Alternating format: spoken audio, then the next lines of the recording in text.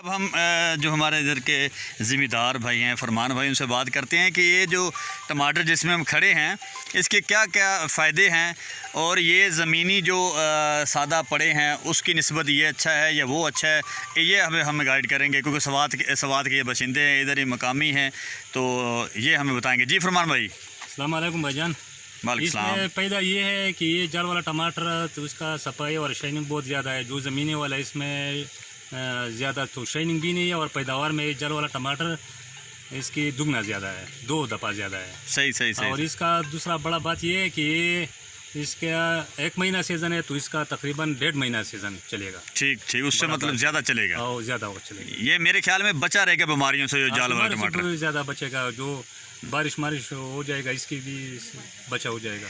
अच्छा मुझे ये बताएं, ये बिल्कुल ही ऑर्गेनिक है? ऑर्गेनिक मतलब सादा कर दूं कि इसे आप खादें वगैरह डालते हैं या नहीं, या ऐसे